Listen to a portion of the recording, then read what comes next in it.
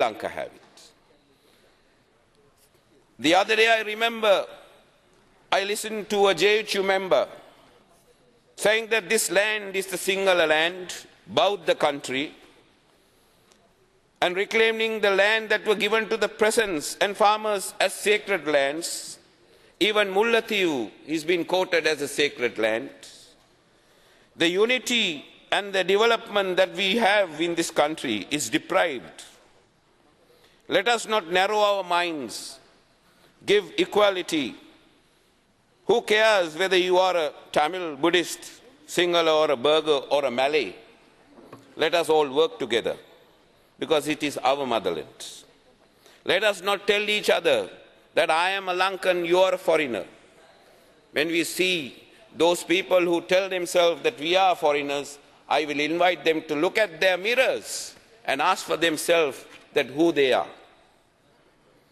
All religion speaks of coexistence, respect for one another, belief.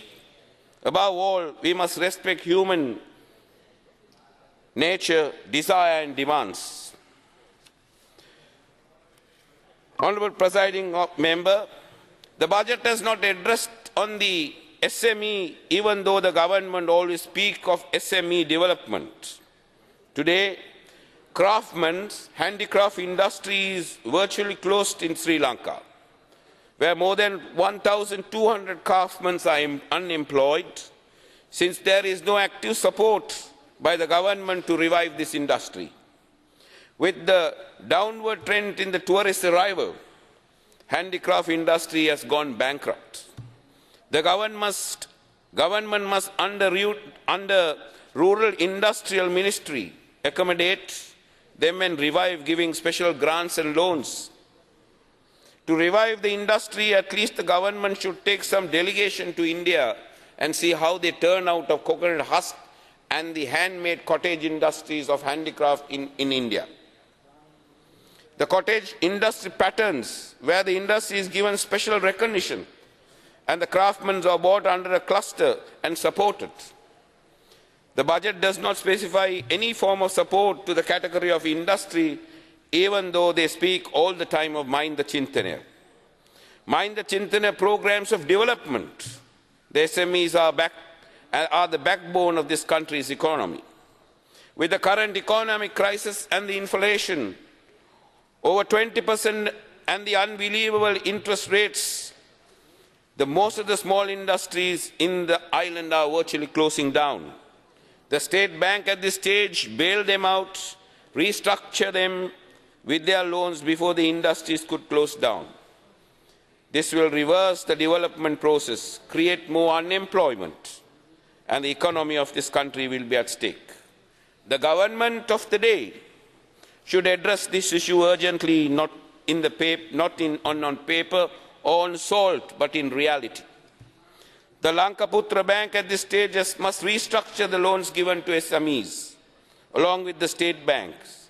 It is useless for state banks to show millions profit at the end of the year without any financial support to the SME. Today, an entrepreneur cannot get any form of bank loan without a collateral of his belongings, over 20% of interest. Recently, I got a member from the delegation from Malaysia and Singapore for an investment program. The very first thing that he did, Honourable Speaker, was to go around the market and see how the potential is. Sri Lanka being a very risky area for potential investment, he went to few banks and he came and met me and said, I can bring all my money and put the money into these banks because the rate of interest that I get is well over 18% on my bulk investment. There is no purpose of doing business here because the amount of business that we do in Singapore and our bank interest is only 3 to 6%, and when our profit turnover is only 3%. So there is no way to toil. It's better to put our money and collect it as interest.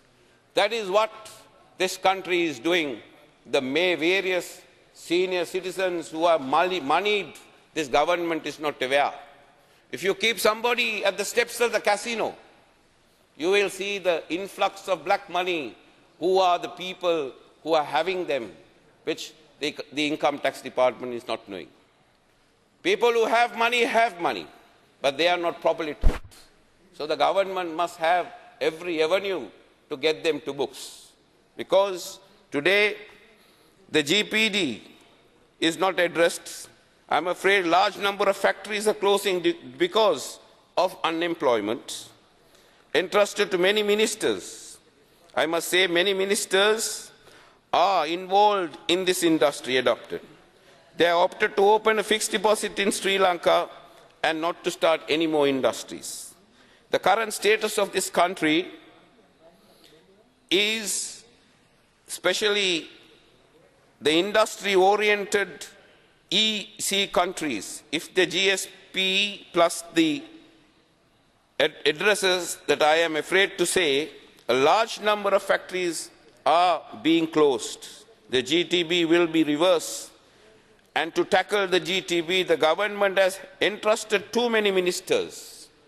And all of them have different views and their own agendas. Unless it's addressed properly, we will lose these concessions.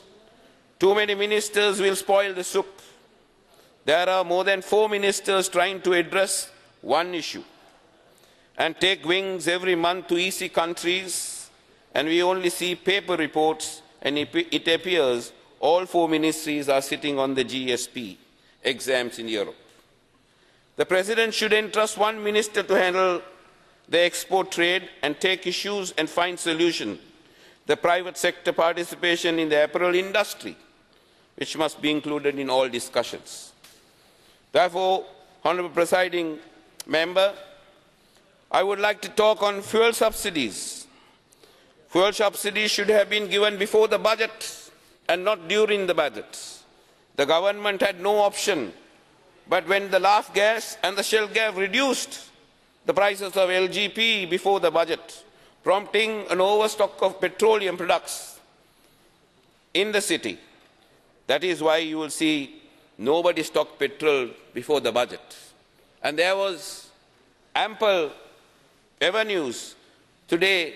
That is why most of the petrol sheds are closed without no stocks in the city. Most of the petrol sheds went dry. And if they had that position where we can make additional surplus money before the budget, they would have stored more petrol into their coffers.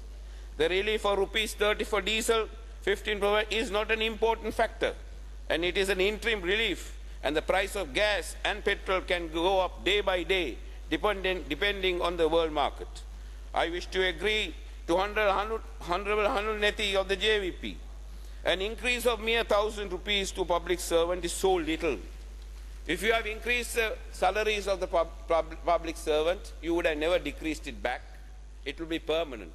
But you gave a mere increase of ₹1,000 so that you can reduce it as and when you want. So the government's increase and decrease of petrol has nothing to do with the increase of the public service.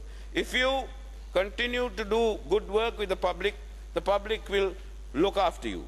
The increase of productivity is essential, 15 to 20%. The government should have taken taxes, but a bigger slice of increment must be considered on the public servants. And as you know, the increase and decrease of essential commodity, the government cannot reduce or cut the salaries from time to time. Pay cuts are only possible when no performance and a non-attendance. I would like to say public servants need motivation, an increase in salary, increase in productivity and clear mind. My dear, I would like to touch on the estate sector of this country. Estate workers have been paid very low salaries and have been ignored as estate workers. There is no relief when the prices of sugar, milk and flour, all value-added products have gone up. I wish to talk that the estate production of tea, they were one of the million people who contributed to the advancement of tea. They brought in severe amount of revenue into this country, though we are not value-added today. I see no tea plucking has been taking place. There is no proper price for tea, and the world market has a